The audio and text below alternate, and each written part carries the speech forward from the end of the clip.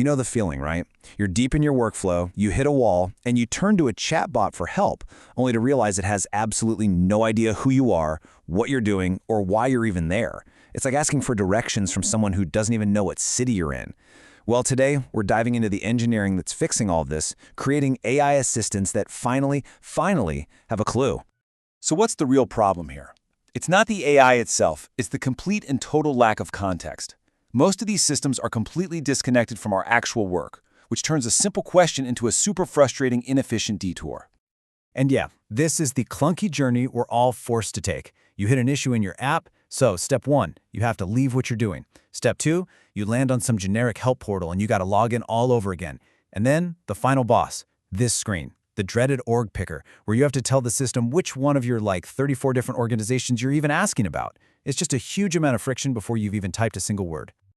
And all that friction, well, it has a massive price tag. For just one company, support cases that get created for the wrong product or the wrong tenant, all because of that confusing journey we just saw, it costs up to $1.5 million every single month. So this clearly isn't just a user experience problem. It's a massive business problem. Okay, so how do we fix this? Well, the answer is in this concept called agentic context. This is the engineering solution that's designed to give AI assistants the awareness they so desperately need to actually, be helpful. In simple terms, agentic context is just a framework for making an AI smart about your specific situation. It lets the agent change its behavior and the info it gives you based on who you are, where you are in the application, and what you're trying to do. It's all about moving from a one-size-fits-all to a one-size-fits-one. So what does this awareness actually look like?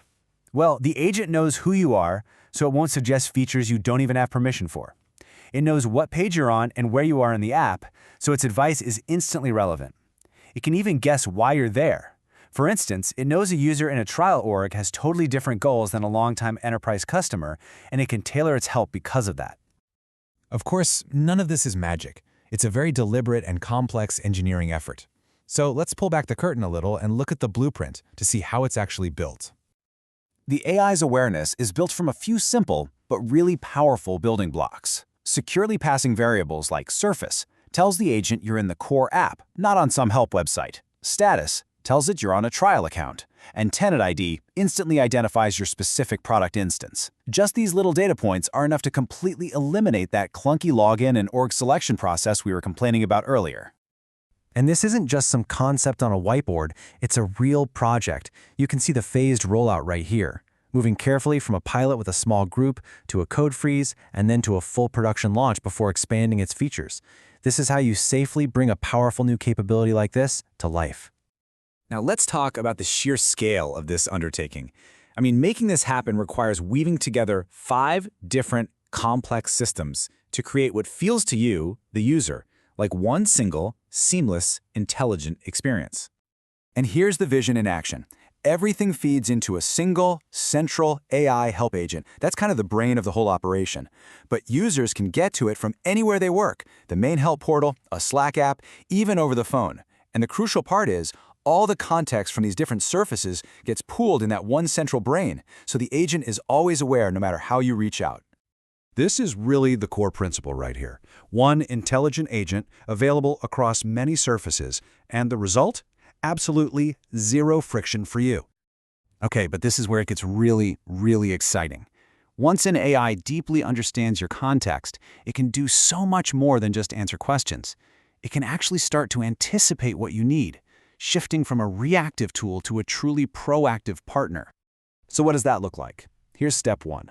Let's say the agent can't solve your problem, so it escalates you to a human support engineer. But instead of you having to repeat everything you just did, the agent seamlessly transfers the entire context. Who you are, what you were doing, what you tried, so the engineer can start helping immediately. No more repeating yourself. But it gets even better. Imagine you hit an error. You've reached a limit for custom fields or something. Instead of you having to figure it out, the agent proactively pops up. And it doesn't just explain the error, it understands the specific limit you hit and offers an automated one-click solution right there in the flow of your work. And here's the ultimate vision. The agent notices your behavior, like you've been looking at a new feature, data streams, but you haven't actually built anything with it. So it proactively offers a helping hand, guiding you on how to get started. This is AI not just for support, but for education and for product adoption. What all of this means is that context engineering isn't just about making chatbots less annoying. It's about a fundamental shift in how we interact with our technology. It transforms the AI from a simple reactive tool you have to go find into a proactive partner that works right alongside you. Which brings us to our final big question. This technology is really just getting started, but it forces us to think bigger. When our digital tools finally have enough context to know what we need, sometimes even before we do, how does the very nature of our work begin to change?